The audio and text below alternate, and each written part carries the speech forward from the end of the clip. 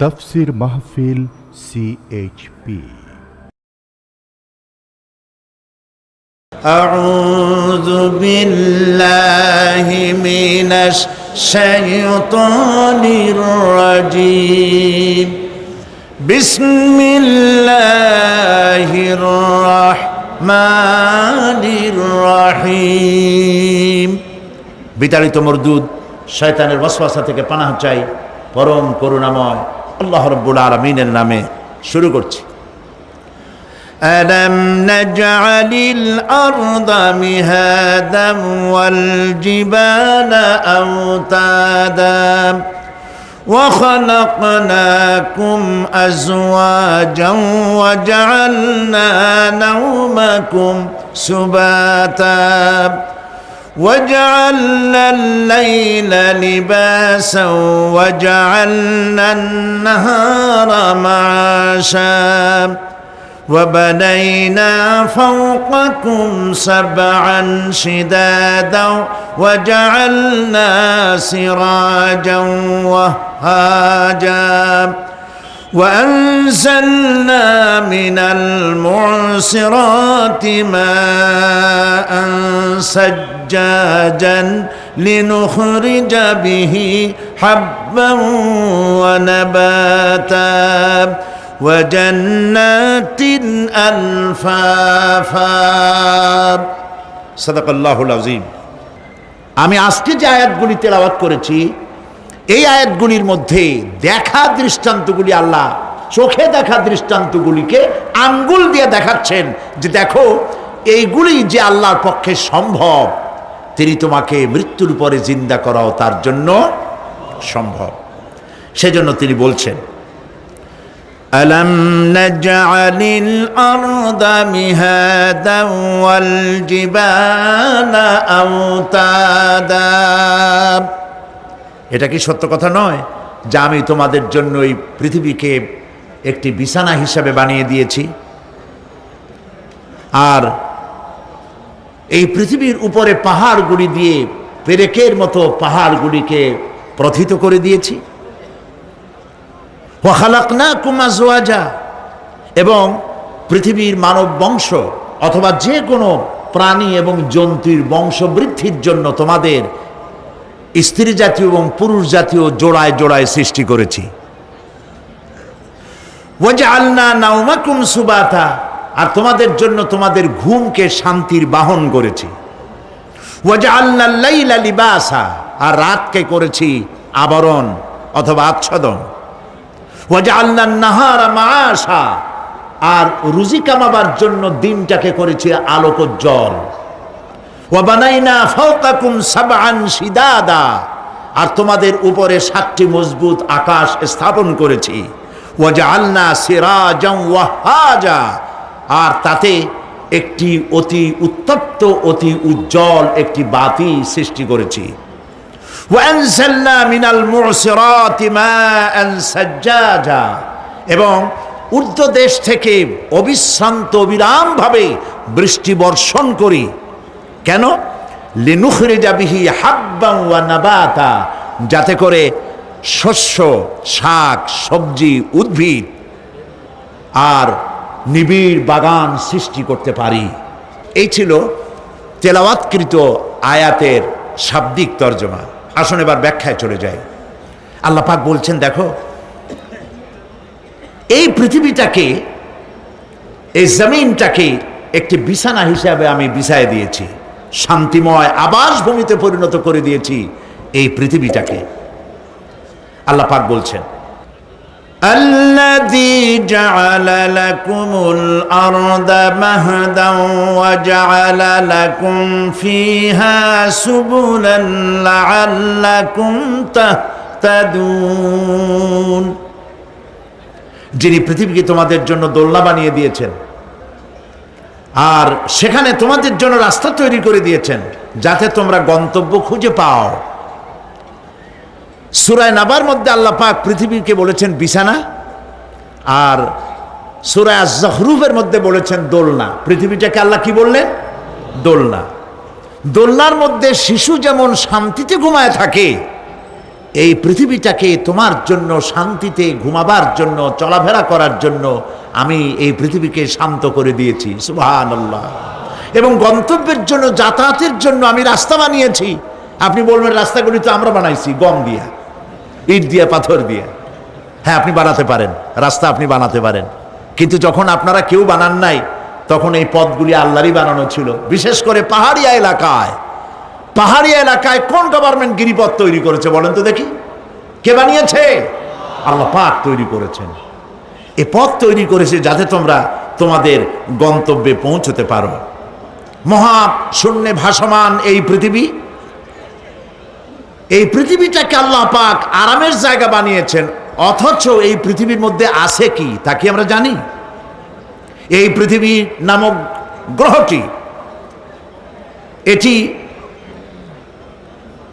প্রতি ঘন্টায় ৬৬,৬০০ মাইল বেগে পৃথিবীটা ছুটে চলছে বন্দুকের গুলির মতো।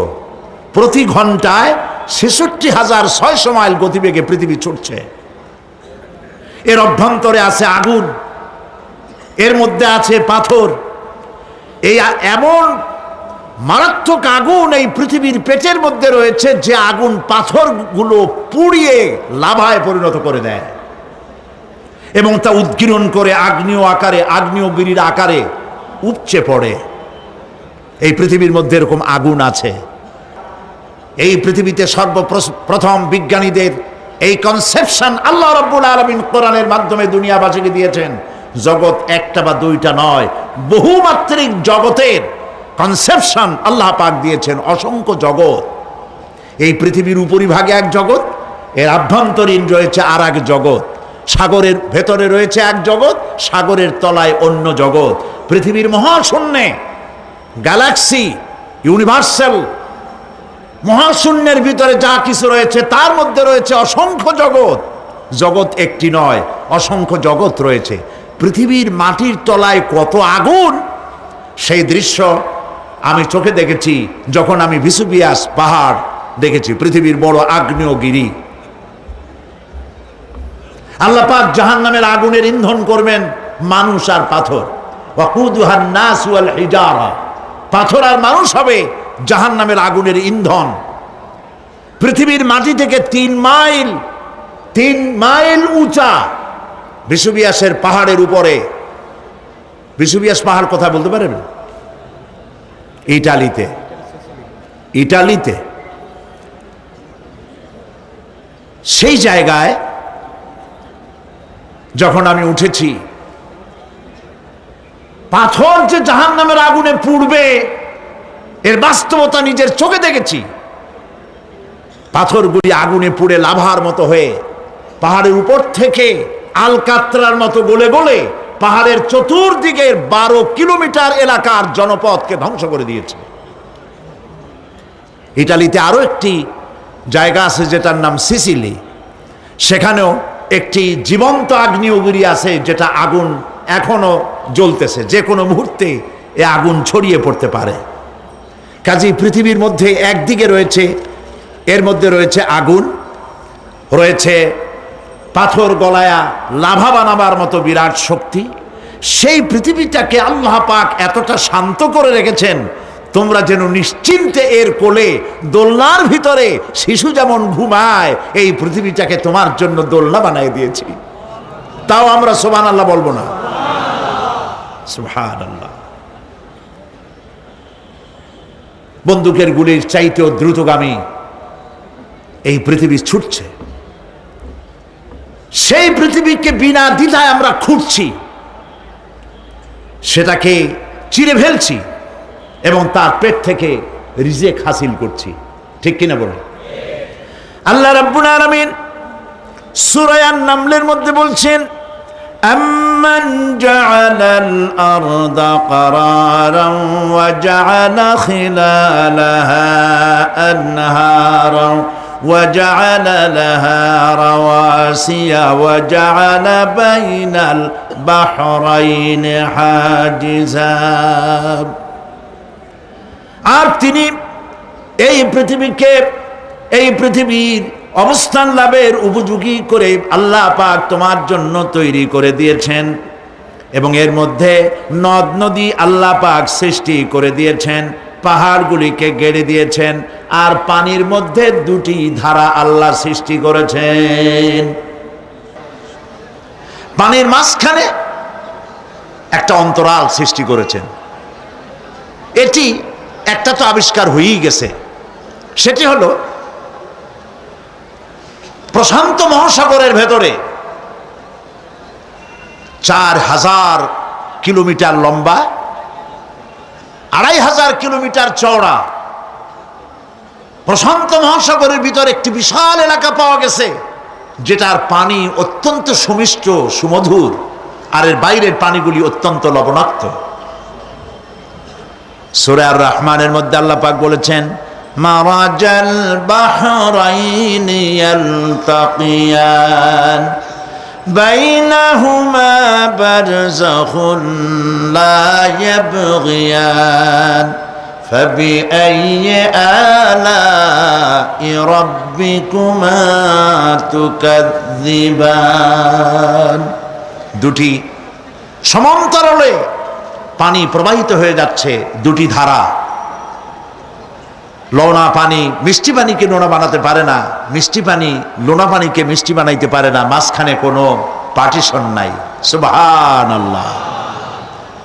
আমার দেশের পদ্মা, গঙ্গা, যমুনা, মেঘনা এর মিষ্টি পানিগুলি ভাটি এলাকারে বঙ্গোপসাগরের নোনা পানির মধ্যে ছুটে যায়, আবার জোয়ারের টানে বঙ্গোপসাগরের মুখ তিতা হয়ে যায়, এমন নোনা পানি মিষ্টি দরিয়ার মধ্যে এসে ঢুকে যায়। কিন্তু বঙ্গোপসাগরের নোনা পানি মিষ্টি পানিকে নোনা বানাতে পারে না, আবার নোনা পানিগুলি মিষ্টি এলাকায় গিয়ে মিষ্টিরেও খারাপ বানাইতে পারে না। আল্লাহ রাব্বুল আলামিন বলেন, এগুলি আমার আইন মানে। কার আইন? আফাগায়রা দীনিল্লাহি ইয়াবগুন ওয়ালাহু আসলামা মান ফিস সামাওয়াতি ওয়াল আরদি তাওআন ওয়া কারহা।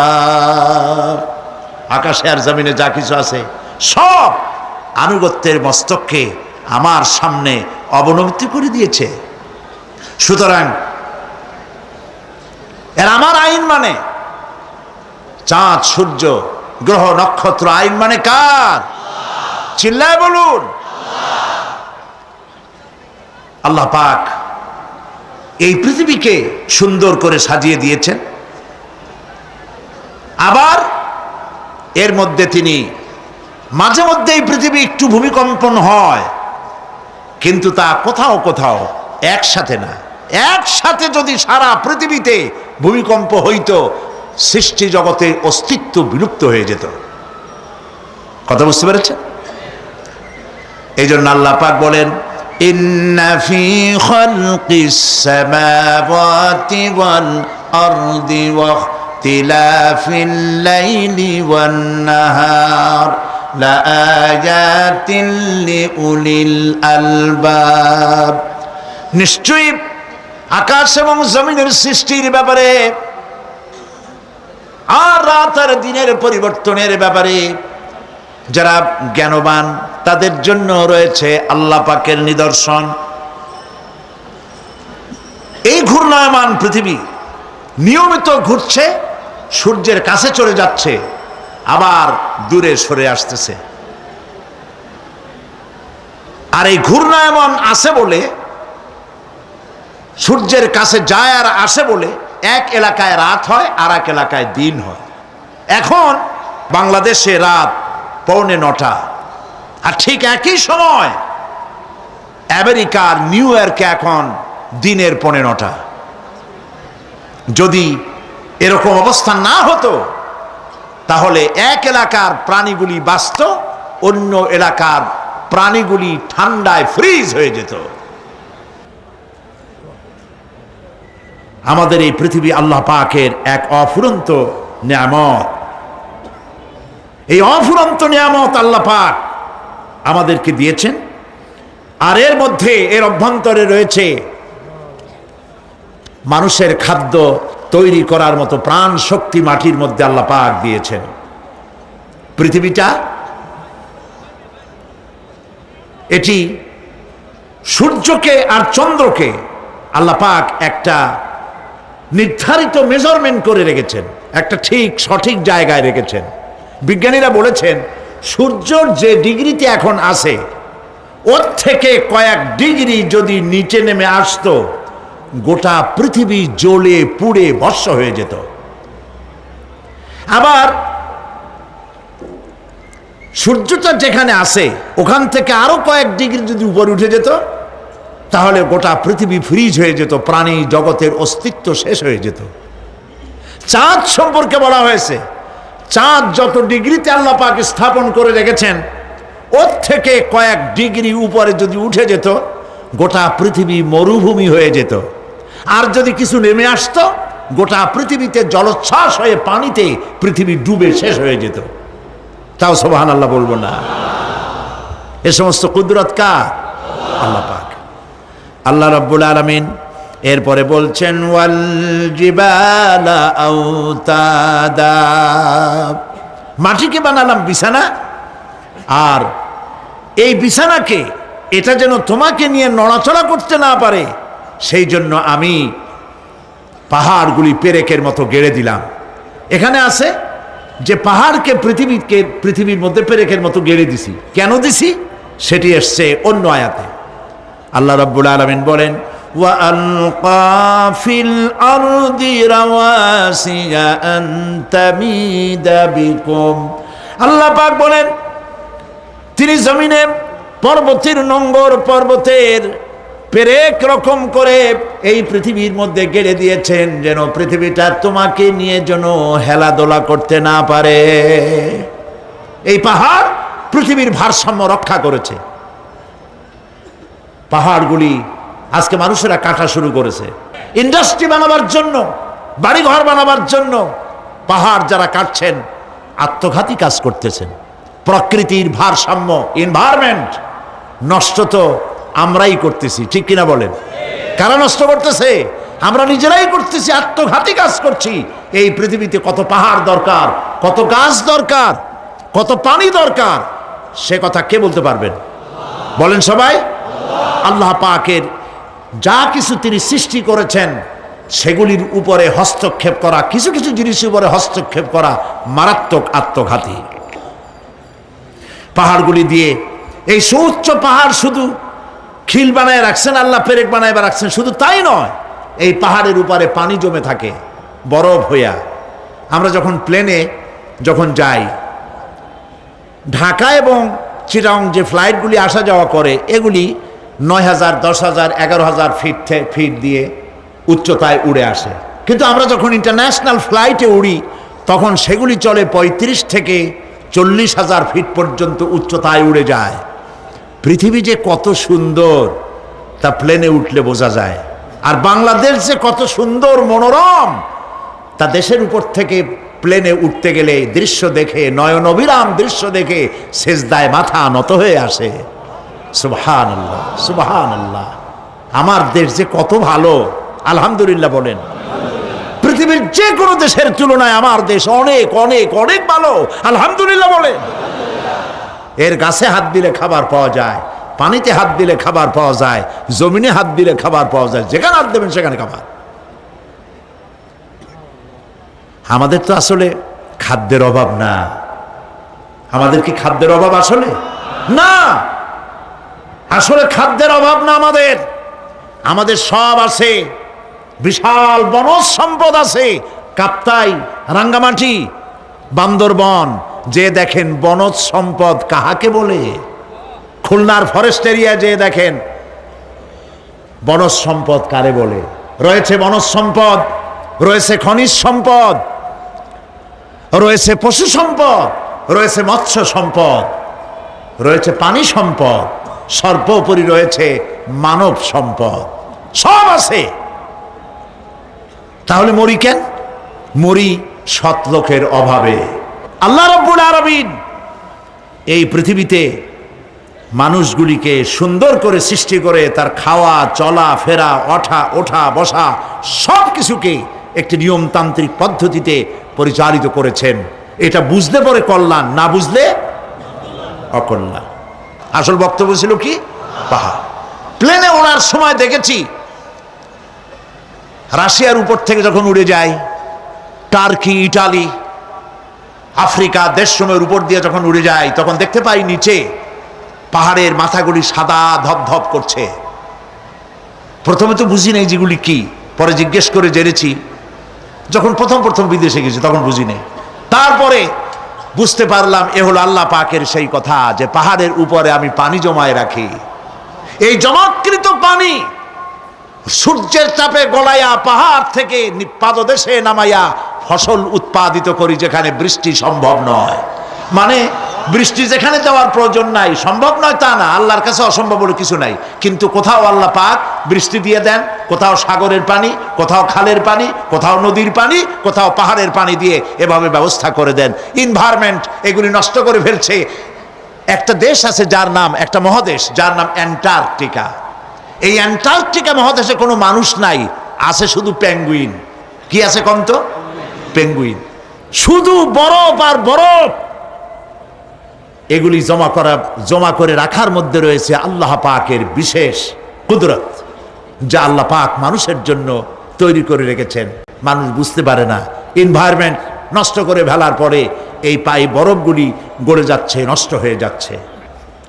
এরপরে আল্লাহ পাক বলছেন, وَخَلَقْنَاكُمْ أَزْوَاجًا, আর এই পৃথিবীর বংশধারাকে, সৃষ্টিধারাকে ঠিক রাখার জন্য আমি তোমাদেরকে জোড়ায় জোড়ায় সৃষ্টি করেছি। সুবহানাল্লাহ। প্রত্যেকটি প্রাণীর ভিতরে স্ত্রী জাতীয়, পুরুষ জাতীয় আছেই, আছে কিনা বলেন? এমন একটা নামকন যেখানে শুধু পুরুষ, নারী নাই, স্ত্রী জাতীয় নাই, আছে নাকি? নাই। বংশধারা বৃদ্ধি করার জন্য প্রত্যেকটি প্রাণী আল্লাহ পাক বলছেন জোড়ায় জোড়ায় বানাইছি, তোমাদেরকেও আমি জোড়ায় জোড়ায় বানিয়েছি।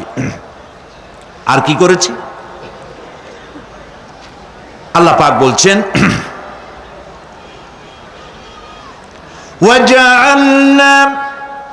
وَجَعَلْنَا نَوْمَكُمْ سُبَاتًا, একদিকে তো জোড়ায় জোড়ায় বানালাম পুরুষ এবং স্ত্রী। এই পুরুষ আর স্ত্রী সৃষ্টি করার ভিতরে রয়েছে আল্লাহ পাকের নিদর্শন। কার নিদর্শন বলুন? কোরআনে কারিমে আল্লাহ পাক বলেন, وَمِنْ آيَاتِهِ أَنْ خَلَقَ لَكُم مِّنْ أَنفُسِكُمْ أَزْوَاجًا لِتَسْكُنُوا إِلَيْهَا وَجَعَلَ بَيْنَكُم مَّوَدَّةً وَرَحْمَةً إِنَّ فِي ذَلِكَ لَآيَاتٍ لِقَوْمٍ يَتَفَكَّرُونَ।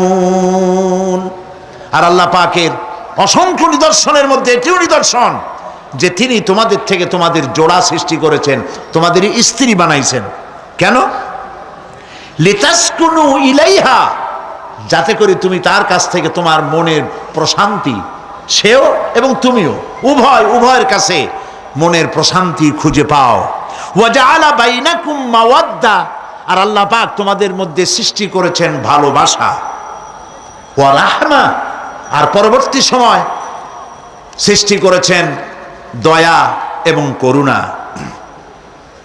লিতাসকুনু ইলাইহা বলতে বোঝানো হয়েছে যে এই ব্যবস্থা আপনি আপনি হয়নি, এটি একটি উদ্দেশ্যকে লক্ষ্য করে হয়েছে। একে অপরের নিকটে যেন শান্তি পায়, প্রশান্তি পায়, একজন আরেকজনের কাছে পূর্ণ মাত্রায় তাই মিলিত হওয়ার জন্য নির্জন পরিবেশের আশ্রয় নেয়। আর এভাবে করি আল্লাহ পাক মানব বংশের এই ধারাকে অব্যাহত রেখেছেন। সুবহানাল্লাহ। ওয়া জাআলা বাইনাকুম মাওয়াদ্দা, আর তোমাদের মধ্যে আল্লাহ পাক ভালোবাসা সৃষ্টি করেছেন। এই কথা বলার এর ব্যাখ্যা কি? ভালোবাসা সৃষ্টি করেছেন এর ব্যাখ্যা এরকম হতে পারে, কয়েক রকম। আমি যেটা জেনেছি সেটি হচ্ছে এরকম, ভালোবাসা সৃষ্টি হওয়ার তো কথা ছিল না। এক পর্যায়ে ভালোবাসা থাকবে কোনো একটি বিশেষ সময়, বাকি সব সময় ঝগড়া হবে, এটাই হওয়া স্বাভাবিক ছিল। ধরুন মেয়ের বাড়ি চট্টগ্রাম, ছেলের বাড়ি বরিশাল। মেয়ে শুটকি খেতে খুব পছন্দ করে, ছেলের গন্ধও সহ্য করতে পারে না। মেয়ে বলে খড়ে যাত দে, আর ছেলে বলে যে কমে যাও। মানে একজন আর একজনের ভাষার সাথে মিল নাই। কথা ঠিক কিনা বলেন? ভাষার সাথে মিল নাই, রুচির সাথে মিল নাই।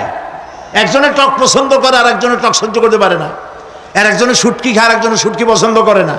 কাজেই রুচি আর অভ্যাস ইত্যাদি দিয়ে সারাদিন স্বামী স্ত্রীর মধ্যে ঝগড়া হওয়া স্বাভাবিক ছিল, ঠিক না?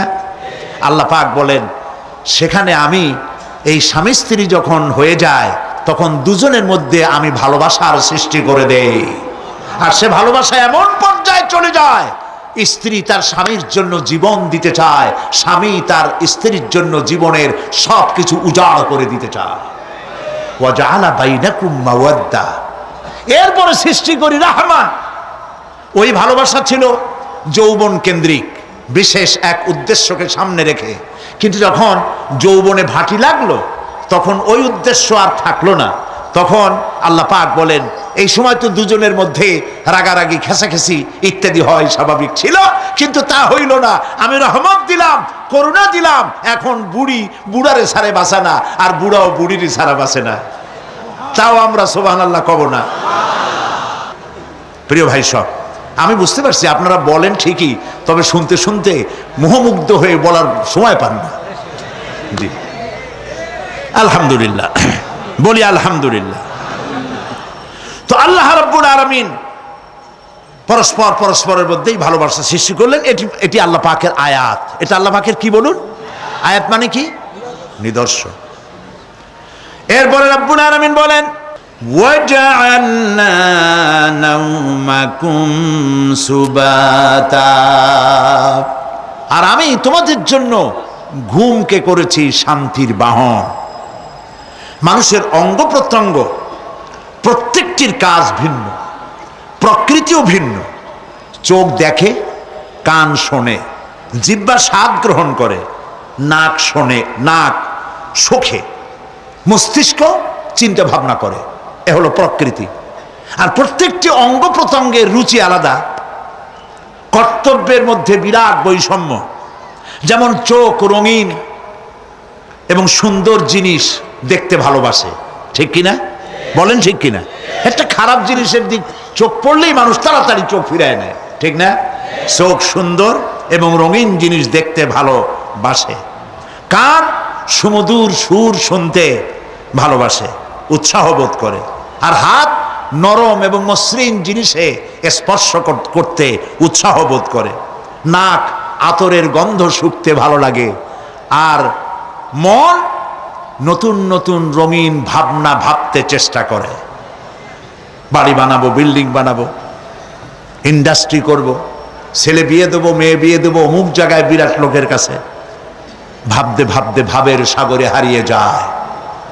আর ভাবনার ভিতরে খেয়ালে যদি কেউ পোলাও পাকায়, বাস্তবে তা হোক আর না হোক, খেয়ালে মনে মনে যদি কেউ পোলাও পাকায়, তাহলে ঘিয়ের দাম যাই হোক না কেন তাতে কিছু আসে যায় না, ঠিক কিনা? মানুষ রঙিন রঙিন ভাবনা ভাবতে খুব মজা পায়। তাহলে আমি কি বুঝাইতে চাইলাম? চোখের কাজ, নাকের কাজ, মুখের কাজ, কানের কাজ, মনের কাজ, প্রত্যেকটি অঙ্গ প্রত্যঙ্গের ভিন্ন ভিন্ন কাজ আছে, ভিন্ন ভিন্ন রুচি আছে। কিন্তু একটি ব্যাপারে হাত, পা, চোখ, নাক, মস্তিষ্ক সব এক ব্যাপারে তারা ঐক্যমত পোষণ করেছে। এ ব্যাপারে কোনো ইখতিলাফ তাদের মধ্যে নাই, সেটা হলো ঘুম। সেটার নাম কি? ঘুম। ঘুমাইতে চায়, হাতের শরীরের সমস্ত অঙ্গ প্রত্যঙ্গ ঘুমের কোলে নিবেদিত হয়ে যেতে চায়। ঘুম না আসলে হাত আর চলে না, মাথায় আর ভাবতে ইচ্ছা করে না, পাও আর চলতে চায় না, হার্টবিট বেড়ে যায়। আর ঘুমালে পরে সব শান্ত হয়ে যায়। সুবহানাল্লাহ কব না? আল্লাহ রাব্বুল আলামিন বলেন এই নিদ্রাকে, এই ঘুমকে আমি তোমাদের জন্য শান্তির বাহন বানিয়ে দিয়েছি। আলাম ইয়ারাউ আন্না জাআলনাল লাইলা লিয়াসকুনু ফীহি ওয়ান নাহারা মুবসিরান ইন্না ফী যালিকা লাআয়াতিন লিকাওমি ইউমিনুন। তারা কি আল্লাহ পাকের এই কুদরতের কথা চিন্তা করে না? যে আমি রাতের আধার দিয়ে ধরনীর বুক ছেয়ে দেই, দিনের উজ্জ্বলতা কোলাহল, গাড়ির আওয়াজ, ভ্যাঁ ভোঁ আওয়াজ হচ্ছে, কলকারখানার আওয়াজ হচ্ছে, সূর্যের বিরাট তাপ, ঘুম আসে না। সারাদিন কাজ করার পর শরীরের আরাম দেওয়ার জন্যে রাতের একটি কালো চাদর পৃথিবীর উপরে আমি বিছায়ে দেই।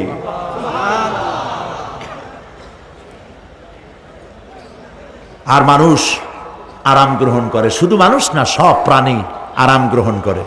সুবহানাল্লাহ। এবং এরপরে দিনের আলো দিয়ে উদ্ভাসিত করি, যেন বিশ্রামের পর নতুন করে আবার কাজের সমস্ত উদ্দীপনা নিয়ে নতুন করে কাজে ঝাঁপিয়ে পড়তে পারে। কয়েক ঘন্টা দিন হাড় ভাঙা খাটুনি খেটেছে, রিক্সা চালাইছে, গাড়ি চালাইছে, আড়াই মনের বস্তা মাথায় করে টেনেছে, চিন্তা ভাবনা করেছে। এরপরে যখন এই লোকটি কয়েক ঘন্টা মাত্র নিদ্রা গেল, আরাম পেল, মস্তিষ্ক হালকা হয়ে গেল, হার্টবিট কমে গেল, হাতের পায়ের কর্মোদ্দীপনা বেড়ে গেল, নতুন করে আবার কাজ করার জন্য সুযোগ এসে গেল। দুনিয়ার মানুষকে কর্মক্ষম রাখার জন্য আল্লাহ পাক ঘুমকে বানিয়েছেন নিয়ামত। সুবহানাল্লাহ বলেন। ওয়ামিন আয়াতিহি মানামুকুম বিল্লাইলি ওয়ান নাহারি ওয়াবতিগাউ মিন ফাদলিহি। আল্লাহ পাক বলেন, তোমাদের রাত আর দিনের বেলায় নিদ্রা যাওয়া, এবং এটাই হচ্ছে তার অনুগ্রহ। রাত আর দিনের নিদ্রা যাওয়ার পরে আমার অনুগ্রহ অর্থাৎ রিজেক তালাশ করার জন্য শরীরের ভিতরে, মনের ভিতরে, হাত পায়ের মধ্যে কর্মের উদ্দীপনা আমি তোমাদের দিয়ে দেই। মহাবিজ্ঞানী আল্লাহ রাব্বুল আলামিনের এই বিশাল কুদরত এবং দয়া যে মানুষকে তিনি ক্লান্তি দূর করার জন্য তিনি ঘুম দিয়েছেন, আলহামদুলিল্লাহ বলি। অনেক মানুষ আছে ঘুমাইতে পারে না, ঘুমাবার জন্য ফেনার গান খায়, ঘুমাবার জন্য ভেলিয়াম খায়, সিডাক্সিন খায়, রিল্যাক্সিন খায়, কত অক্সিজেন, অক্সিজেন, কত কিছু খায়, তারপরেও ঘুম আসে না। এই ঘুম যার আসে না, বিরাট নিয়ামত থেকে বঞ্চিত। ঘুম একটি নিয়ামত, আলহামদুলিল্লাহ বলি, আলহামদুলিল্লাহ বলি। বিশাল নিয়ামত ঘুম। আল্লাহ যে সমস্ত নিয়ামত আমাদের জন্ম থেকে শুরু করে এ পর্যন্ত বডির মধ্যে দিছেন, মৃত্যুর আগে আল্লাহ যেন একটিও কেড়ে না নেন, বলি আমিন। আল্লাহ রাব্বুল আলামিনের পরে বলেন, ওয়াজআলনাল লাইলা লিবাসা ওয়াজআলনান নাহারা মাআশা। আর রাতকে করেছি আচ্ছাদন, আবরণ, দিনকে রুজি কামাবার জন্য ব্যবস্থা করে দিয়েছি। দিনের বেলা রুজি কামাবেন, দিনের বেলায় ঘুমায় থাকবেন না। বহুত মানুষ আছে সকালবেলায় ঘুম দিল, 12টা 1টা বাজে গেল। উর্দুতে ছোটবেলায় পড়েছিলাম, জিসনে সোয়া উসনে খোয়া, যে ঘুমাইলো সব সর্বনাশ করলো। অসময় ঘুমানো, অসময় ঘুমানো সর্বনাশ হয়ে যাবে সব। এই জন্য আল্লাহ পাক বলেছেন, দিনটারে বানাইছি রুজি কামাবার জন্য। রুজি কামাও, রুজি কামানো এটাও একটা ইবাদত। রুজি কামানো কি? হালাল রুজি কামাবেন, ইবাদত। আপনি যে আপনার স্ত্রীকে একটা ব্লাউজ কিনে দেন, কাপড় চোপড়, প্রয়োজনীয় কসমেটিক্স কিনে দেন, আপনি যে বাজার ঘাট করেন, সব হালাল পয়সা যদি হয়, সাদকা দেওয়ার মতো সমান সওয়াব হবে। রুজি কামাইতে হবে, এটা আল্লাহ পাকের হুকুম, রুজি কামাও। ফাইদা কুদিয়াতিস সালাত ফান্তাশিরু ফিল আরদ ওয়াবতাগু মিন ফাদলিল্লাহ। সুবহানাল্লাহ বলেন। নামাজ যখন শেষ হয়ে গেল, ফাইদা কুদিয়াতিস সালাত, নামাজ যখন শেষ হয়ে গেল, ফান্তাশিরু ফিল আরদ, তখন জমিনে ছড়িয়ে পড়ো আর আমার অনুগ্রহ, রিস্ক অনুসন্ধান করো। সুবহানাল্লাহ। মসজিদে বসে বসে খালি তসবিহ টিপতে থাকো না, কাজের সময় কাজ করো। অফিস থেকে বলে আসছে জোহরের নামাজ পড়তে যাই, জোহরের নামাজ পড়িয়ে তারপর নফল পড়া শুরু করছে, এরপরে দোয়া দুরুদ পড়া শুরু করছে। 1 ঘন্টা অফিসের সময় নষ্ট করেছেন। ফরজ নামাজ সুন্নত নামাজ পড়তে যতটুকুন লাগবে এর থেকে বেশি সময় নিলে বেতন হালাল হবে না। আপনি মিথ্যা কথা বলে মিথ্যা ছুটি নিয়ে দিনের কাজ করতে পারেন না। আপনার রুজি হালাল হইতে হবে। আপনার নফল নামাজ পড়া দরকার, রাত পড়ে আছে, রাতের বেলা গিয়ে জনমের মতো নফল পড়েন, কে নিষেধ করবে? মনে থাকবে কথা? প্রিয় ভাই সব, হযরত ওমর ফারুক রাদিয়াল্লাহু তাআলা আনহু তিনি একবার মসজিদে নববীর মধ্যে দেখলেন ফজরের সময়, জোহরের সময় তিনি দেখলেন ফজরে যাদের দেখলাম এক জায়গায় বসা ৫-৭টা লোক, জোহরে তো তাদেরই দেখতেছি, আসরের সময় দেখলেন ওইখানে বসা, মাগরিবেও দেখলেন, এশায়ও দেখলেন। এশার নামাজের পর তিনি প্রশ্ন করলেন, তোমরা কারা? বলল যে আমরা হলাম দূরের থেকে আসছি, মসজিদে নববী শ্রেষ্ঠ মসজিদ, এখানে বসে বসে আল্লাহর জিকির আজগার করি। তো আল্লাহর জিকির আজগার করো, নামাজ পড়ো, খাও কি? কাজে কিছু লোক আছে ওরা মেহেরবানি করে রান্না করে আনিয়া আমাদের খাওয়াইয়া যায়। হযরত ওমর ফারুক রাদিয়াল্লাহু তাআলা আনহু বললেন, তাহলে তো তোমার চাইতে, তোমরা যে কয়জন এখানে বসে ইবাদত করো, তোমাদের চাইতে ওই ব্যক্তি অনেক উত্তম যে নিজে রুজি কামাই করে তোমাদের খাওয়ায় যায়, তোমরা তো অলস। শুনে রাখো, নামাজের সময় ছাড়া আগামীকাল এই জায়গায় যদি বসা দেখি, ব্যাট মারে বের করে দেবো মসজিদ নববী থেকে। ইসলাম কাজের প্রতি উদ্দীপনা দিয়েছে, ইসলাম কাজের ট্রেনিং দিয়েছে। সুবহানাল্লাহ বলে কাজ করো আর খাও, বসে বসে বাপের বোঝা হইও না। প্রিয় ভাই সব, এরপরে আল্লাহ পাক বলছেন, ওয়াবানাইনা ফাওকাকুম সাবআন শিদাদা, আর তোমাদের উপরে আমি তোমাদের উপরে শক্ত মজবুত 7টি আকাশ সৃষ্টি করেছি। সুবহানাল্লাহ। এর থেকে বেরিয়ে যাওয়ার কোনো উপায় নাই, এতে ফাটল ধরাবারও কোনো উপায় নাই। এবং এই আকাশটাকে আমি আবার সুন্দর করে সাজায় রাখছি, নয়ন অভিরাম দৃশ্য সার্বক্ষণিকভাবে আমি রেখেছি, রাতের আধারে যা দেখা যায়। সেটা কি? আল্লাহ রাব্বুল আলামিন বলেন, ইন্না যায়্যানাস সামাআদ দুনিয়া বিজিনাতিনিল কাওয়াকিব, এই দুনিয়ার আকাশখানিকে তারকা প্রদীপ দিয়া সাজায় রেখেছি মনের মতো। দেখো তুমি তাকাইয়া, কি সুন্দর করে আকাশকে সজ্জিত করে রেখেছি। আল্লাযী খালাকা সাবআ সামাওয়াতিন তিবাকা মা তারা ফি খালকির রাহমানি মিন তাফাউত ফারজি'ল বাসারা হাল তারা মিন ফুতুর।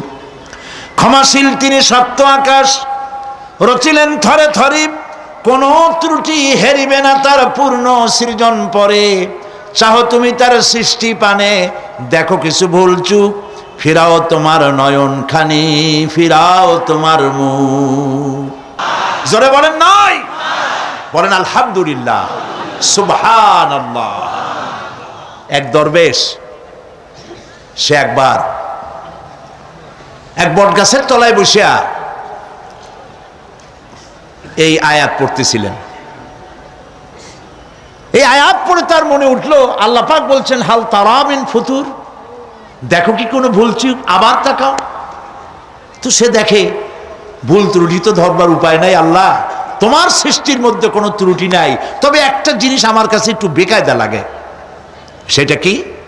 সে বলছে যে আল্লাহ, এই যে বট গাছ, বিশাল গাছ, যেমন গাছ ফলটা তো ওই রকম হয়নি, তাল গাছটা যেমন ফলটাও ওই রকম, নারকেল গাছটা যেমন ওই রকম, বেল গাছটা যেমন ফলটা ওই রকম, চালতাটা যেমন ফলটা ওই রকম, ঠিক না? কিন্তু এত বড় বট গাছ, ফল একেবারে একটু একটু। দরবেশ সাহেব চিত হয়ে শুয়ে শুয়ে এগুলি চিন্তা করতেছিলেন। হঠাৎ করে একটা বটের ফল, আধা পাকা ফল, অনেক উপর থেকে বৃন্তচ্যুত হয়েছে, দরবেশ সাহেবের নাকের ডগার উপরে টস করে পড়ছে, পড়ার সাথে সাথে নাক জ্বলিয়ে উঠছে। কান ধরে তওবা করে দরবেশ সাহেব সেজদায় পড়ে গেছেন, আল্লাহ কি বুড়িরা করলাম, আমার চিন্তা মতে যেমন গাছ তেমন ফল, তালের সাইজের যদি হইতো, যে পজিশনে আমার নাকের উপরে পড়ছে, নাক তো ভালো, মাথাও গুঁড়ো গুঁড়ো হয়ে যেত। সুবহানাল্লাহ, সুবহানাল্লাহ। আল্লাহ পাক বলছেন, ثم ارجع البصر كرتين ينقلب إليك البصر خاسئا وهو حسير। অক্ষমহীন দৃষ্টি তোমার সৃষ্টিতে পাবে ফাঁকি, ফিরাও তোমার নয়ন খানি, ফিরাও কাঙ্গালাখি। আমার সৃষ্টি নৈপুণ্যতার দিকে যতবার তাকাও না কেন, আমার সৃষ্টির ভিতরে কোনো ত্রুটি তুমি দেখতে পাবে না। এই জন্য নবীজি বলেছেন, আল্লাহ রাব্বুল আলামিনের সৃষ্টির কলাকুশলতার প্রতি কেউ যদি একবার গবেষণা করে, একটা ঘন্টাও যদি কেউ চিন্তা করে, কয় ঘন্টা? একটি ঘন্টা আল্লাহর সৃষ্টি নৈপুণ্যতা সম্পর্কে একটি ঘন্টা যদি কেউ চিন্তা করে, গবেষণা করে, নবীজি বলেছেন ওই বান্দার আমল নামায় আল্লাহ পাক 60 বছরের নফল ইবাদতের সব লিখে দিবে। চিন্তা করো, গবেষণা করে, শ্রদ্ধায় মাথা নত হয়ে আসবে, আপনাতেই সেজদা করবে। সুবহানাল্লাহ। এরপরে আল্লাহ পাক বলেন, ওয়াজআলনা সিরাজাহু ওয়াহাজা, আর আমি তোমাদের উপরে আকাশ সৃষ্টি করেছি, আর ওর মধ্যে আমি সৃষ্টি করেছি মহাশূন্যে এক অতি উত্তপ্ত, অতি উজ্জ্বল এক বাতি সৃষ্টি করেছি। সিরাজ শব্দের অর্থ হলো সূর্য, ওয়াহাজ এ শব্দের অর্থ হচ্ছে একই সাথে অতি উত্তপ্ত, অতি উজ্জ্বল। সূর্যের ব্যাস হচ্ছে এই পৃথিবীর চাইতে, সূর্যের ব্যাস হচ্ছে পৃথিবীর চাইতে 109 গুণ, এবং এর আয়তন পৃথিবীর চাইতে 13 লক্ষ গুণ বড়, আর দূরত্ব হচ্ছে পৃথিবীর মাটি থেকে 9,30,00,000 মাইল ব্যবধানে এই সূর্যকে আল্লাহ পাক স্থাপন করেছেন। এই সূর্যের মধ্যে যেমন রয়েছে তাপ, আবার তেমন রয়েছে আলট্রা ভায়োলেট রে। সূর্যের মধ্যে অনেক কিছু আছে, এখনো বিজ্ঞানীরা তা আবিষ্কার করতে পারে নাই। এর মধ্যে কল্যাণধর্মী জিনিসও আছে এবং অকল্যাণ জাতীয় কিছু জিনিস আছে।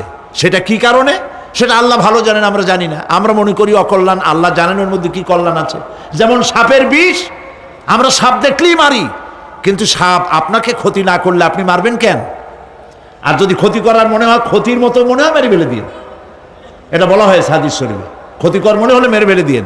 কিন্তু সাপ তার বিষের মধ্যে মানুষের জীবন রক্ষাকারী ওষুধ সাপের বিষ দিয়েই তৈরি হয়। সূর্যের মধ্যে অকল্যাণ ধর্মিক যা আছে সেটা কেন, এটা আমরা জানি না। এখন অকল্যাণ ধর্মী যে জিনিসটাকে বিজ্ঞানীরা মনে করেন, সেটার নাম হলো আলট্রা ভায়োলেট রে, অতি বেগুনি রশ্মি। এই অতি বেগুনি রশ্মি, এটার অ্যাকশন হচ্ছে এই যে প্রাণী জগতের মধ্যে যদি এটা লাগে, এসে পড়ে, পৃথিবীতে যদি স্পর্শ করে, তাহলে ক্যান্সার সহ নানাবিধ দুরারোগ্য ব্যাধিতে গোটা পৃথিবী ছড়িয়ে পড়বে। ওই আল্ট্রাভায়োলেট রে যাতে পৃথিবীর মাটি স্পর্শ করতে না পারে, সেজন্য আল্লাহ রাব্বুল আলামিন ওজোন স্তর তৈরি করেছেন। OZONE, ওজোন, ওজোন স্তর তৈরি করা আছে যাতে করে ওই রেটা পাস করতে না পারে। সেই রেতে বিজ্ঞানীরা লক্ষ্য করেছে, রেতে ফাটল ধরেছে। সূর্য কত দূরে? 9,30,00,000 মাইল দূরে। মানুষেরা, বিজ্ঞানীরা টের পেয়েছে যে ওজোন স্তরে ফাটল ধরেছে। সুবহানাল্লাহ। আল্লাহ পাক বলছেন, ওয়ামা উতীতুম মিনাল ইলমি ইল্লা কালিলা, তোমাদেরকে খুব সামান্যতম জ্ঞান আমি দান করেছি। সামান্য জ্ঞান দিয়ে গেছে কদ্দূর দেখেন। সুবহানাল্লাহ বলেন। চিন্তায়, শ্রদ্ধায় মাথা নত হয়ে আসবে এগুলি যদি হয় সাধারণ জ্ঞান, ছোট্ট জ্ঞান, সামান্যতম জ্ঞান, তাহলে আমার আল্লাহ সুবহানাহু ওয়া তাআলার জ্ঞান কত অসীম, কত অনন্ত, কত চিরন্তন। সুবহানাল্লাহ। সে আল্লাহ রাব্বুল আলামিন ওজোন স্তরকে রেখেছেন, ওটা ক্র্যাক করেছে। কেন ক্র্যাক করেছে? ক্র্যাক করেছে এনভায়রনমেন্ট নষ্ট করার কারণে। আমরা গাছ কেটেছি, যত গাছ কেটেছি তত গাছ লাগাই নেই। টেলিভিশনে যে গাছ সম্পর্কিত যে বিজ্ঞাপনগুলি দেওয়া হয়, এগুলি নিছক কোনো বিজ্ঞাপনের উদ্দেশ্যে বিজ্ঞাপন নয়, এগুলি বাস্তব। নবী করিম সাল্লাল্লাহু আলাইহি সাল্লাম গাছ কাটতে নিষেধ করেছেন। প্রয়োজনে কাটুন, প্রয়োজনে, বিনা প্রয়োজনে আপনি গাছের পাতাও ছিঁড়বেন না, প্রয়োজনে গাছটাও কেটে ফেলতে পারেন। পাতা ছিঁড়বেন না কেন? যেহেতু প্রত্যেকটি পাতা আল্লাহ রাব্বুল আলামিনের জিকির করছে। এই গাছগুলি কেটে কেটে প্রকৃতির ভারসাম্য আমরা নষ্ট করেছি। গাছ আমাদের বন্ধু। আমরা বাতাস থেকে অক্সিজেন গ্রহণ করি, অক্সিজেনকে কার্বন ডাই অক্সাইড করে ছেড়ে দেই। কার্বন ডাই অক্সাইড হচ্ছে প্রাণী জগতের জন্য বিষ। এই বিষকে নষ্ট করে দিয়ে অক্সিজেনকে পরিশোধিত করা, রিফাইন করার কোনো ফ্যাক্টরি পৃথিবীতে নাই। আল্লাহ রাব্বুল আলামিন এই সৃষ্টি জগৎকে বাঁচাবার জন্য অসংখ্য গাছ বানিয়েছেন, আর গাছের খাদ্য বানিয়েছেন কার্বন ডাই অক্সাইড। আমার জন্য যেটা বিষ, সেটা গাছের জন্য খাদ্য। গাছ সারা রাত এটাকে খাইলো, দিনের বেলায় সূর্যের তাপে এই কার্বন ডাই অক্সাইড আর গাছের সবুজ রং, পাতার সবুজ রঙে মিলে এক প্রকারের রন্ধন ক্রিয়ার মধ্য দিয়ে কার্বন ডাই অক্সাইড আবার ফ্রেশ অক্সিজেন হয়ে পৃথিবীর প্রাণী জগৎকে বাঁচার জন্য পথ উন্মুক্ত করে দেয়। আল্লাহ সুবহানাহু ওয়া তাআলা তিনি বলছেন, এভাবে করে আমি এই সূর্যের তাপ দিয়ে পৃথিবীবাসীকে কল্যাণধর্মী হিসেবে সূর্যকে সৃষ্টি করেছি। এই সূর্যের তাপ, এটি একটি বিরাট অগ্নিকুণ্ড। কোটি কোটি বছর ধরে ভূপৃষ্ঠে আলো এবং উত্তাপ ছড়িয়ে যাচ্ছে। সুবহানাল্লাহ বলেন। বলেন তো, পৃথিবীর সমস্ত আগুন সব যদি এক জায়গায় করা হয়, সূর্য এক সেকেন্ডে যে তাপ পৃথিবীতে দেয়, ওরকম এক সেকেন্ডের তাপ পৃথিবীর সব আগুন এক জায়গায় হইয়া সমভাবে সর্বত্র ছড়াতে পারবে কি? সুবহানাল্লাহ। মসজিদ আন-নববী আশ-শরীফ, আল মদিনা আল মুনাওয়ারা, সোনার মদিনা। সুবহানাল্লাহ। আমি মদিনায় গিয়া এবারও বলছি, আল্লাহ যদি ফাহাদের মাফ করতে চান, মসজিদে নববী এবং মসজিদে হারামের যে এক্সটেনশন এবং হাজিদের জন্য যে উপকার করেছেন, আল্লাহ যদি মাফ করতে চান, এটা বড় আকারের একটা ওসিলা হয়ে যেতে পারে। এক সময় গরমে কষ্টে অস্থির হয়ে যেতাম মসজিদে নববীতে, এখন মসজিদে নববীতে ঢুকলে মনে হয় জান্নাতের মধ্যে। আর জান্নাত তো চিন্তা করা যায় না, কোনো চোখ নাই যা দেখছে, কোনো কল্পনা নাই, যা মন নাই যা কল্পনা করছে, এটার সাথে তুলনাই হবে না। তবে মনে হয় যেন জান্নাতের মধ্যে ঢুকে গেছি। প্রত্যেকটি খামের গোড়া থেকে ঠান্ডা বাতাস উঠতেছে, প্রত্যেকটি পিলারের গোড়া থেকে। মসজিদে নববী থেকে 3 কিলোমিটার দূরে এসি প্লান্ট।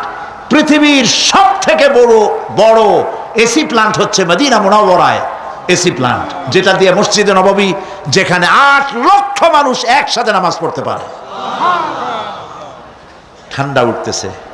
সুবহানাল্লাহ। ভাইদের বলি, হজ যারা করছেন, পয়সা কড়ি আছে, হজ করেছেন, ভালো করেছেন, মাঝে মধ্যে সময় পেলে রমজান মাসে যায়েন। মানুষেরা আমাদের দেশের হলিডে করতে কপাল পোড়ারা সিঙ্গাপুর যায়, ব্যবসা করতে যান, আমার আপত্তি নেই। আমেরিকা যান, সিঙ্গাপুরে যান, ব্যাংকক যান, হংকং যান, থাইল্যান্ড যান, যেন বললে সেখানে যান। কিন্তু হলিডে করার জন্য এই সব জায়গায় না গিয়া পয়সাগুলি জমাইয়া রমজান মাসে যাইয়েন মদিনা মুনাওয়ারায়, আর আল্লাহর ঘর মসজিদে হারামে। সুবহানাল্লাহ। কোরআন নাজিল কেমনে হয়েছে তা তো দেখি নাই। ইমাম যখন তারাবির মধ্যে তেলাওয়াত করেন, মনে হয় যেন আকাশ থেকে এখনো কোরআন নাজিল হচ্ছে। সুবহানাল্লাহ। কি তেলাওয়াত! যেমন শেখ আব্দুর রহমান আস-সুদাইস, তেমন সাউদ আশ-শুরাইম, তেমন শেখ আব্দুর রহমান আল হুজাইফি। সুবহানাল্লাহ, সুবহানাল্লাহ। তা আল্লাহ তার কুদরত দিয়ে এই পৃথিবীকে ভরে রেখেছেন, নিয়ামত দিয়ে ভরে রেখেছেন। মুসলমানদের জন্য সবচাইতে বড় নিয়ামত কোরআন শরীফ নিয়ামত, কাবা শরীফ নিয়ামত, মসজিদ আন নববী আল শরীফ আল মদিনা আল মুনাওয়ারা। সুবহানাল্লাহ, সবাই বলেন সুবহানাল্লাহ। আল্লাহ রাব্বুল আলামিন বলছেন وأنزلنا من المعصرات ماء ثجاجا। আমি আকাশ থেকে তোমাদের জন্য অবিশ্রান্ত বিরাম ভাবে বৃষ্টি বর্ষণ করি। কেন? লিনুখরিজা বিহি হাব্বান ওয়া নাবাতা ওয়া জান্নাতিন আলফাফা। আকাশ থেকে বৃষ্টি বর্ষণ করি যাতে করে শাক সবজি শস্য দানা খাদ্য এই জমিন তোমাদেরকে উৎপাদিত করে দেয়। আলহামদুলিল্লাহ। সেই জন্য আল্লাহ পাক বলছেন, দেখো আকাশ থেকে যে পানিটা নাজিল করলাম, বৃষ্টি দিলাম, এই বৃষ্টির পানি আনলাম কই থেকে? সমুদ্র থেকে। সমুদ্রের পানি মিষ্টি না নোনা? জবাব দেন না। আকাশ থেকে যখন পড়ে তখন এটা কি মিষ্টি, নোনা না মিষ্টি? আল্লাহ রাব্বুল আলামিন বলেন, আফারাইতুমুল মাআল্লাযী তাশরাবুন আনতুম আনজালতুমুহু মিনাল মুজনি আম নাহনুল মুনজিলুন। তোমরা যে পানি পান করো, এই পানি আকাশ থেকে কে নাজেল করে? তোমরা করো না আমি আল্লাহ করি? কে করে বলেন? আল্লাহ পাক বলছেন, লাউ নাশাউ জাআলনাহু উজাজান ফালাউলা তাশকুরুন। ইচ্ছে করলে এই পানিগুলি কি লবণাক্ত আকারে নাজিল করতে পারতাম, আমি মিষ্টি করে নাজিল করে দিলাম। কেন বান্দা আমার শুকর আদায় করো না? নোনা অবস্থায় যদি নাজিল হতো সমস্ত ফসল তোমাদের ধ্বংস হয়ে যেত। এখন আপনি বলতে পারেন যে আল্লাহ পাক, আল্লাহ তাআলা তিনি আকাশ থেকে পানি না দিলে আমাদের অসুবিধা কি? মানুষ তো নানান রকম চিন্তা করে, পানি না দিলে তো কি অসুবিধা? আমার খালে পানি, আমার বিলে পানি, আমার কুয়ায় পানি, আমার টিউবওয়েলে পানি, পানি না দিলে ক্ষতি কি? আল্লাহ পাক কোরআনে কারীমের মধ্যে বলেছেন, কুল আরাআইতুম ইন আসবাহা মাউকুম গাওরান ফামান ইয়াতিকুম বিমাইম মাইন। বলো দেখি সবে শুকাইয়া যদি যায় এই জমিনের পানি, তাহলে হেথায় তটনির ধারা কে দিবে সবারে আনি।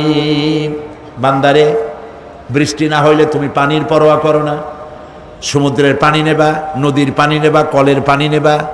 শুনে রাখো বান্দা, নদীর প্রবাহমান নদীর পানি, কলের পানি, টিউবওয়েলের পানি, মাটির পরতে পরতে পানি সব যদি আমি শুকায় দেই, কে আছে এই পৃথিবীতে যে নতুন করে তোমার জন্য পানি আমদানি করে দিতে পারে?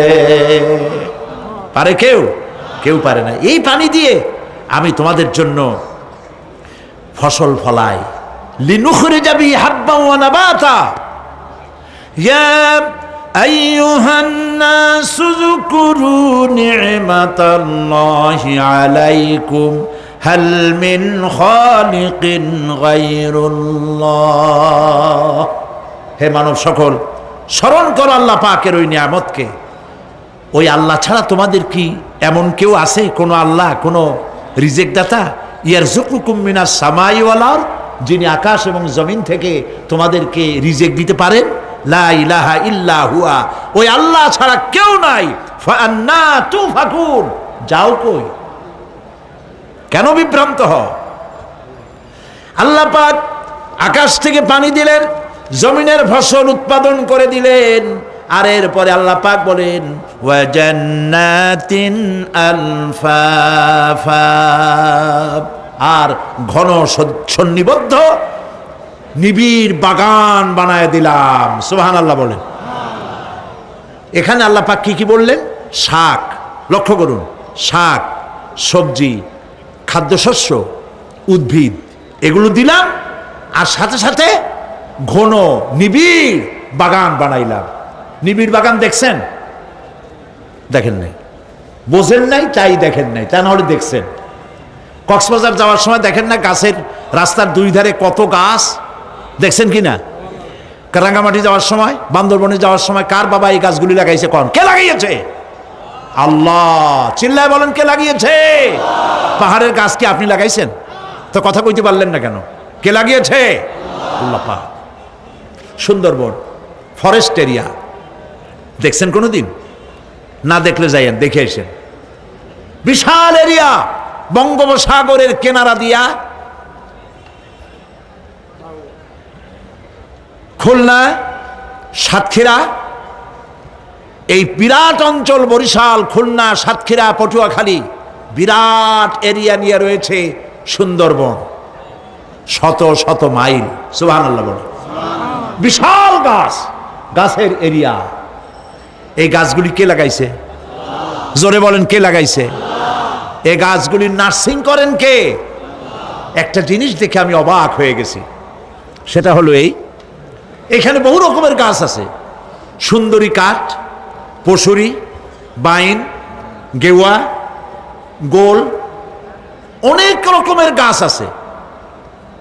যেখানে সুন্দরী গাছ, সব সুন্দরী গাছ।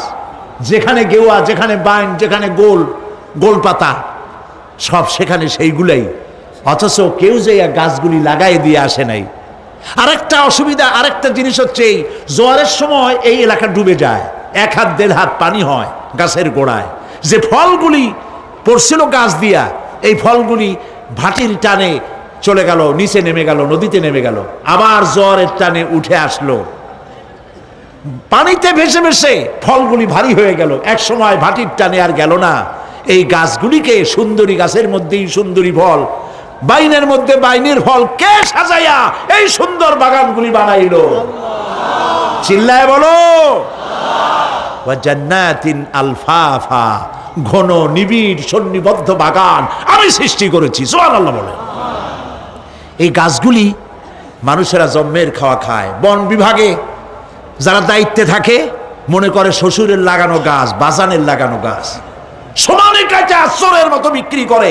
এরা ডাকাত, এরা চোরের চাইতেও নিকৃষ্ট যারা গাছ চুরি করে। আল্লাহ পাক জানেন মানুষের খাসলাত। এই ফরেস্ট বিভাগে, বন বিভাগে যারা চাকরি করেন, সব খারাপ আমি তা বলবো না, ভালো মন্দ মিলেই আছে। কিছু আছে জন্মের খাওয়া খায়, ঘুষ খায় আর গাছগুলো বেচে ছাড়িয়ে দেয়, সর্বনাশ করে দেয়। আল্লাহ পাক তার মানসা, তার মর্জি মোবারক হচ্ছে এই যে গাছগুলি যেন বংশ অনুক্রমে পৃথিবীর মানুষ বছরের পর বছর, শতাব্দীর পর শতাব্দী, সহস্রাব্দীর পর সহস্রাব্দী যেন ভোগ দখল করতে পারে। সেজন্য আল্লাহ রাব্বুল আলামিন এই বন জঙ্গল রক্ষা করার জন্য নিজস্ব গার্ড বাহিনী রেখে দিয়েছেন। চিন্তা করছেন সেই গার্ড বাহিনী কারা? বন্য হাতি, রয়্যাল বেঙ্গল টাইগার, বড় বড় সাপ। আপনারা যান, যায় দেখবেন সালাম কেমনে দেয়। রয়্যাল বেঙ্গল টাইগার জীবিত মানুষ খায় না।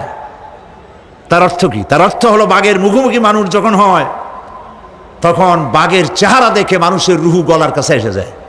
আদমরা তখনই হয়। এরকম জীবনে আমার এক পজিশন হয়েছিল। লন্ডনে আমাকে আমার ভক্তরা বলল যে সাফারি পার্ক আমাকে দেখাবে। তখন চলো সাফারি পার্ক কি? কয় যে সব জন্তু জানোয়ার ছাড়িয়ে দেওয়া, ওর মধ্যে দিয়া গাড়ি নিয়ে যেতে হবে। তাই বললাম থাবা দিয়ে যদি গাড়ির গ্লাস গ্লাস ভাঙে? তো বললো যে ওখানে পুলিশ আছে, লোকজন আছে, হর্ন জোরে বাজাইতে হবে, নিয়ম আছে, তাহলে তারা আসবে এবং বন্দুকের মধ্যে রাবারের গুলি আছে, বিষ মাখানো, ওইটা মেরে দেবে। তারপরে জন্তুটা পড়ে যাবে, তার ঘুম আসবে, তখন বেঁচে যাবে। আমি দেখার লোভও সামলাইতে পারলাম না, আর ভয়তেও ঘামে গেলাম। আল্লাহ ভরসা করে গেলাম। বিশাল এরিয়া, আল্লাহ যে কত দেখাইছে গোলামের, সুবহানাল্লাহ। সারা জীবন সেজদায় পড়েও কুলাইতে পারবো না, কত আল্লাহ দেখাইছেন, সুবহানাল্লাহ। গেট দিয়ে ঢুকলাম, লোহার বিশাল গেট, বাঘ সিংহ সব ছাড়িয়ে দেওয়া জঙ্গলের মধ্যে। তা আমরা গেছিলাম একটা ভালো সময়, সকালবেলা। সেখানে সব গোস্ত, বড় বড় গোস্ত, এগুলো খাইতে দিছে। প্রাণীরা সব গোস্ত খাওয়ায় ব্যস্ত। সেখানে মানুষগুলা আমরা কাফের বলি আর যাই বলি, তাদের নৈতিকতা আছে। আমার দেশের বাঘগুলারে তাদের জন্য বরাদ্দ হচ্ছে গোশত, কিন্তু 4 পায়া জন্তুরে হাড্ডি খাওয়াইয়া 2 পায়া পশুগুলিতে গোশতগুলো খাইয়ে ফেলে। জানোয়ার পশুর চাইতে নিকৃষ্ট, ঠিক কিনা বলেন? পশুর খাদ্য নিজে খায়। যাই দেখেন আমাদের দেশের চিড়িয়াখানাগুলির অবস্থা, বাঘ শুকায় গেছে, হরিণ শুকায় গেছে, সিংহ শুকায় গেছে। তার তো শুকাবার কথা না। ওরে কে খাওয়ায় জঙ্গলে? কে খাওয়ায়? আল্লাহ পাক খাওয়ান, সুবহানাল্লাহ। এত বড় বড় গোশতের টুকরা এক একটা বাঘে পেয়েছে। বাঘ একটারে নিয়ে গাছে উঠছে, আর একটা টানাটানি করতেছে, আর আমরা গাড়ি নিয়ে আসতে যাচ্ছি। এক বাঘ তার ওই গোশত ফালায় থুয়ে আমাদের দিকে আগায় আসতেছে। আমি বললাম, আল্লাহ, যা ভয় করতেছিলাম আমি তখন, ওই যে বলেছি যে মরা মানুষ বাঘে খায় না, বাঘ দেখলেই কলজে উড়ে যায়। আমার হার্ট বিট এত বাড়ছে, আর আল্লাহ আল্লাহ করতেছি, দোয়া দুরুদ শেষ হয়ে গেছে পড়তে পড়তে। বাঘটা একেবারে গাড়ির কাছাকাছি আসছে, ইন্না লিল্লাহ পড়তে পড়তে সরে গেলাম। আল্লাহর মেহেরবানি, বাঘটাও কি মনে করলো এই যে ছোট্ট আল্লাহর ছোট্ট গোলাম, হরে খাইয়া কি হবে, বোঝা ছাড়িয়ে দিল আমার ওই মনে করে। তার যা শক্তি, গাড়ির গায়ে যদি থাপ্পড় মারতো, আমার টয়োটা গাড়ি ছিটকে আর এক জায়গায় পড়ে যেত। আল্লাহ বাঁচাই দিলেন, সুবহানাল্লাহ।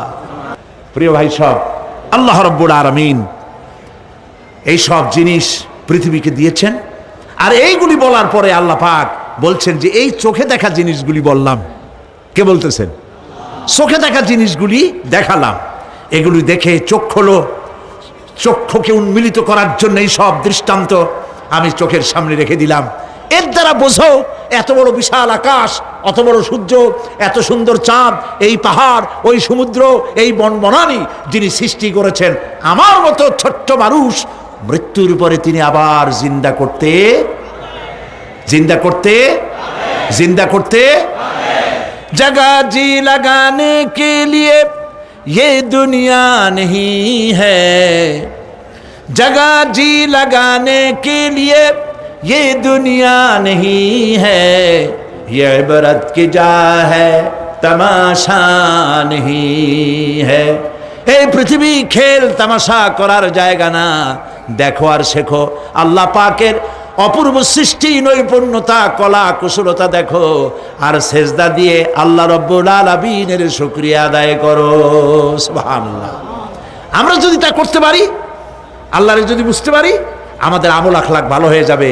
আমরা চুরি করে গাছ বেচবো না, ওজনে কম দেব না, খাদ্যে ভেজাল দেব না, ঘুষ খাবো না, সুদ খাবো না, প্রতারণা করব না, মিথ্যা কথা বলবো না। আমরা ভালো হয়ে যাব যদি এই একটি জিনিসকে বিশ্বাস করতে পারি যে আমার এই জীবন শেষ কথা নয়, আর একটা জীবন আসবে, সেই জীবনে এই জীবনের সব হিসাব দিতে হবে। রব্বানা যালামনা আনফুসানা وإن لم تغفر لنا وترحمنا لنكونن من الخاسرين। আয় আল্লাহ তাআলা, বিশাল এই জনসমুদ্র নিয়ে তোমার দরবারে গুনার বোঝা মাথায় নিয়ে হাত তুলেছি। মাবুদ গো, মেহেরবানি করে আলোচনার সবটুকুন নবী করিম সাল্লাল্লাহু আলাইহি ওয়াসাল্লামের রূহ মুবারকে পৌঁছায় দাও। রব্বুল আলামিন, আমাদের মধ্য থেকে যাদের মা বাপ দুনিয়া থেকে জনমের মতো বিদায় হয়ে গেছে, কবরগুলিকে জান্নাতের টুকরায় পরিণত করে দাও। রব্বির হামহুমা কামা রব্বায়ানি সগীরা। সবাই পড়েন, রব্বির হামহুমা কামা রব্বায়ানি সগীরা। আয় আল্লাহ তাআলা, সারা জীবন গুনাহ করে করে জীবনটাকে নষ্ট করে ফেলেছি মাবুদ। আল্লাহ তাআলা, কোরআনের মাহফিলে আশা করে হাত তুলেছি, জিন্দেগীর গুনাহ মাফ করে দাও। সুবহান রাব্বিকা রাব্বিল ইজ্জাতি আম্মা ইয়াসিফুন ওয়া সালামুন আলাল মুরসালিন ওয়ালহামদুলিল্লাহি রাব্বিল আলামিন। ওয়াজআল আখিরা কালামিনা ইনদাল মাউত লা ইলাহা ইল্লাল্লাহু মুহাম্মাদুর রাসূলুল্লাহ। আসসালামু আলাইকুম ওয়া রাহমাতুল্লাহ।